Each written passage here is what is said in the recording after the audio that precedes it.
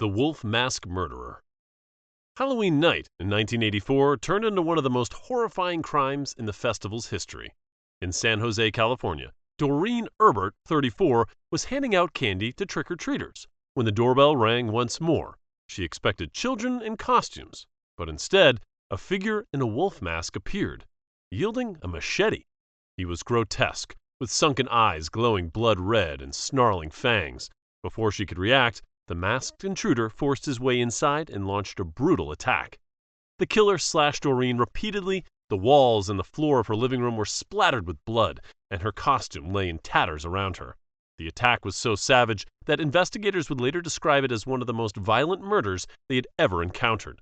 When police arrived, her current husband, Charles Erbert, was kneeling beside her lifeless body. The killer was soon identified as William Michael Dennis, Doreen's ex-husband, who had a long history of resentment and jealousy.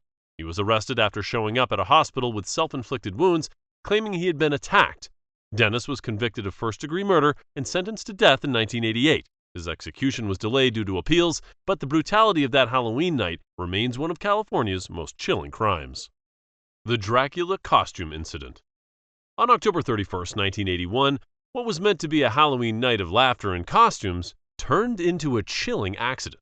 In Illinois, 31-year-old Ernest Pasek had dressed up as Count Dracula for a local Halloween party. Wanting to make his costume stand out, he came up with a bold idea to make it look as though a knife was sticking out of his chest. To create the illusion, Ernest placed a wooden board under his shirt, then tried to drive a real knife into it so the blade would appear embedded in his body. But something went terribly wrong. As he pushed the knife in, he slipped or struck the blade too hard, and the weapon pierced through the board and deep into his stomach. Realizing what had happened, Ernest stumbled out of the house, clutching his abdomen, and staggered to a neighbor's door for help. Neighbors thought at first it was just part of his costume, fake blood, Halloween makeup, but they saw him collapse onto the porch, pale and gasping for breath. Paramedics rushed him to the hospital, but his injuries were too severe. After 2 hours of desperate efforts to save him, Ernest Pasek was pronounced dead. The Scarecrow Incident. It became one of the most horrifying Halloween accidents ever witnessed. On October 31, 2013, the streets of West Hollywood, California, 51-year-old Gilbert Estrada, dressed as a scarecrow, straw sticking from his sleeves and collar, burlap fabric wrapped around his body, and a wide hood covering his head. It was the perfect eerie look for a Halloween night.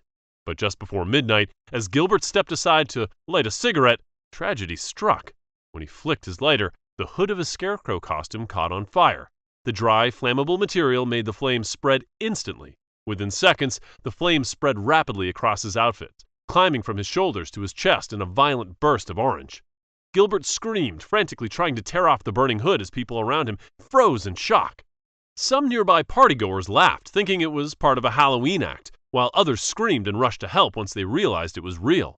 In the chaos, Gilbert stumbled backward, collapsing onto the pavement, his costume still burning as the smell of smoke and melted fabric filled the air.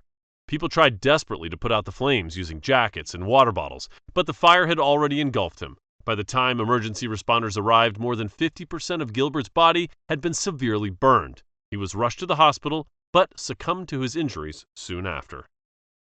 The Michael Myers shooting. On Halloween night in 2024, the joy of the evening turned to horror. At one home on Hawks Nest Drive in Harris County, USA, 38-year-old Eric Pite Jr. was standing near his garage. He was handing out candy with his young children nearby when a figure wearing a Michael Myers mask emerged from the darkness. Thinking it was just another costume visitor, Eric smiled and reached for more candy, but before he could say a word, the figure raised a gun. A sharp crack echoed through the neighborhood, then another. Eric stumbled backward, dropping the candy bowl as it clattered across the concrete. Chocolate bars scattered into the night. His children screamed as he collapsed near the garage, blood spreading across his shirt. Neighbors rushed outside. At first, thinking it was a prank, until they saw the masked shooter running away under the flickering porch lights. Police and paramedics arrived within minutes, finding Eric unresponsive with multiple gunshot wounds to the chest. Despite attempts to revive him, he was pronounced dead on October 31st. His body was lying just feet away from his children's Halloween buckets. Despite extensive investigation and public appeals, the shooter, the person behind the Michael Myers mask, has never been found. The Sheep Costume Incident. In the early hours of November 1, 2012, what began as a night of laughter and costumes turned into one of Ireland's most horrifying Halloween tragedies. At a Galway nightclub, Matthew Sheridan, a 23-year-old medical student at the National University of Ireland, Galway, had gone out with friends. He was dressed in a homemade sheep costume, made of cotton wool and synthetic fibers. A funny outfit would soon turn deadly. Around 12:20 a.m., while Matthew was standing near the dance floor, another man, Brian Keane, dressed as Batman, approached him from behind and flicked a lighter against his costume, reportedly as a prank.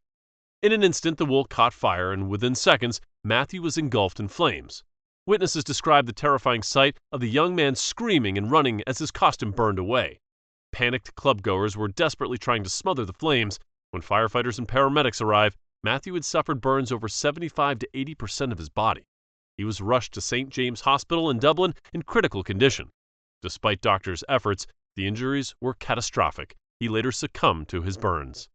Brian Keane was arrested and later convicted for the attack, which shocked the nation and served as a grim reminder of how a single careless act can turn a night of celebration into a nightmare. The Seoul Halloween Crowd Crush. What began as one of Seoul's liveliest Halloween nights turned into a nightmare when no one could escape. On the night of October 29, 2022, the streets of Itaewon, Seoul, were packed with tens of thousands of people celebrating Halloween. The narrow alleys and busy side streets were filled with revelers in colorful costumes from superheroes to ghosts as locals and tourists gathered for one of the city's most popular annual events. But the festive atmosphere quickly turned into chaos and tragedy.